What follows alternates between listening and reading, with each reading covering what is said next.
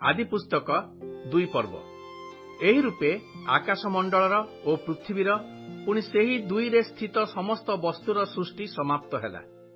परमेश्वर सप्तम दिनरे आपणार कार्य समाप्त करी सेही सप्तम दिनरे आपणार कृत समस्त कार्यरु विश्राम कले।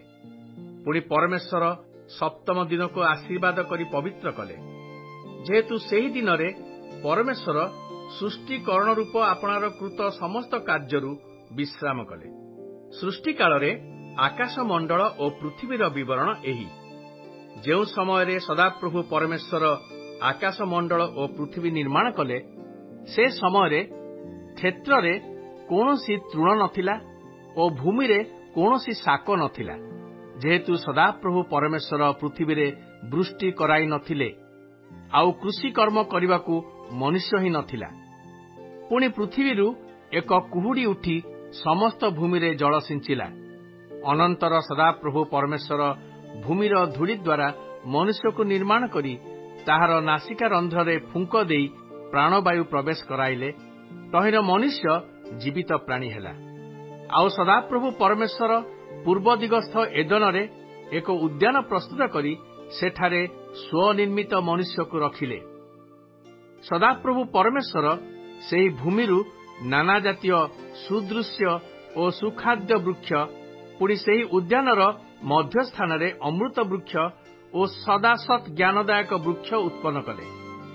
उद्यान रे जल सेचनार्थे एदनरु गोटे नदी निर्गत होई सेही स्थानरु भिन्न भिन्न 4 धार हेला। प्रथम नदीर नाम पिसोन, ताहा स्वर्णोत्पादक हबिला देश समूह को बेष्टन करे। सेही देशर सुवर्ण पुणी सेठारे मुक्ता और गोमेदक मणि जन्मई। तृतीय नदीर नाम गिहोन, यह समस्त कुश देश बेष्टन करे। तृतीय नदीर नाम हिदेकल, यह असुरीय देशर सम्मुख देई गमन करे। चतुर्थ नदीर नाम फरात, पुणी सदाप्रभु परमेश्वर सेही मनुष्य को नहीं एदन उद्यान को सुसज्जित और रक्षा करने पर नियुक्त कले।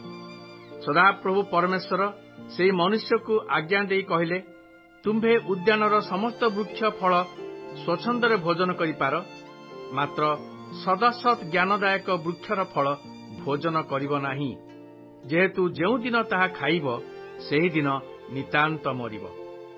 अनंतर सदाप्रभु परमेश्वर कहिले, मनुष्य एकाकी थिबा भल नुहे, आम्भे ताहा निमंते ताहार अनुरूप सहकारिणी निर्माण करिबा। आउ सदाप्रभु परमेश्वर भूमिरु बिलर पशुगण और खेचर पक्षीगण निर्माण करी आदम सेमानकु की नाम देबे यह जानिबा पई समस्तंकु तांको निकटको आनिले। तहेरे आदम सेही प्राणीवर्ग मध्यरु जाहाकु जेउ नाम देले तार सेही नाम हेला।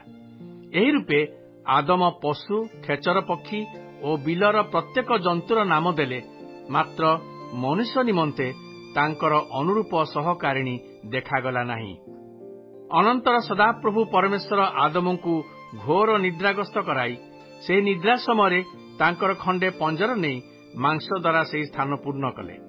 आउ सदाप्रभु परमेश्वर आदमंक ठारू जेउ पंजर खंडिक नेले, तद्वारा एक स्त्री निर्माण करी आदमंक निकटक आनिले। तुहु आदम कहिले, एथर हेला ए मोहर अस्थिर अस्थि और मांसर मांस, यार नाम नारी, जेहेतु ए नर ठारू नीता होई अछि।